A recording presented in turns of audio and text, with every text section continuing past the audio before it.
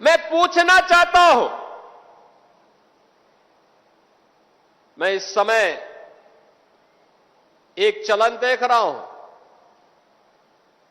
तमाम मौलवी और मौलाना इस समय एक बयान दे रहे हैं, कह रहे हैं गाय को राष्ट्रीय पशु घोषित करो। अबे हमने कहा कि गौ हमारी माता है, जन्म जन्मांतर का नाता है।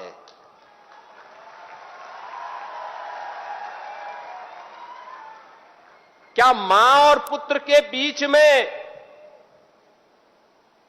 कुछ घोषित करने की आवश्यकता पड़ती है क्या? क्या किसी पुत्र को बताने की आवश्यकता पड़ती है कि तुम्हारी मां है, इसका सम्मान करो? ये हमारे संस्कार हैं।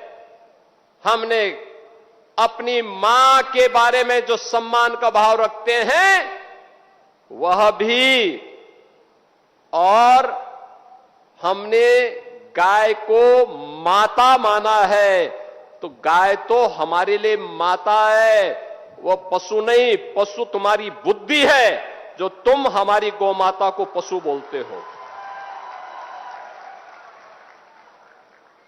तुम्हारी सोच पशुवत है जो तुम गौ माता को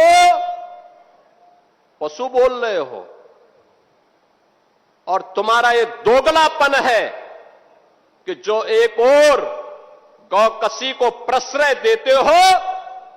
मैं देख रहा था बकरीद में तमाम उनके चेले चपाटे अपने सोशल मीडिया हैंडल पर बकर ईद पर गौ माता का चित्र दिखा करके कह रहे थे कि बकर ईद की बधाई दे रहे थे। लेकिन मैं उनको बोलना चाहता हूं, यूपी में गौ हत्या का मतलब जान रहे हो ना क्या होगा? वो जान रहे हो? तो अगर जान रहे हो तो फिर अपने चेले चपाटों को समझा लो, नहीं तो कई कई पीढ़ियां याद करेंगी गौ माता के साथ किसी भी प्रकार की कोई हिमाकत की। तो मैं पूछना चाहता हूं, ये वही लोग हैं जो हमारी गौ माता को कह रहे हैं कि राष्ट्रीय पशु नहीं। अरे गौ माता तो स्वघोषित राष्ट्र माता है, उसको किसी को राष्ट्र माता घोषित करने की आवश्यकता नहीं। वैसे ही जैसे हमारी माता के बारे में किसी को परिचय देने की आवश्यकता नहीं पड़ती, जैसे गंगा माता के बारे में किसी को परिचय देने की आवश्यकता नहीं।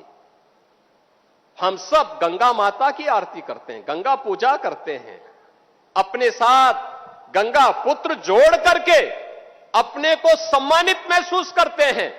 हमारे तीर्थ मां गंगा के तट पर हैं, हमारे सारे संस्कार मां गंगा के तट पर संपन्न होते हैं। क्या कोई हमें बताएगा कि गंगा हमारी माता है? ये स्वतः स्फूर्त घोषित है, किसी आक्रांता कोई बताने की आवश्यकता नहीं। ये हमारे संस्कार हैं। हमने गौ को माता माना है, हमने गंगा को माता माना है,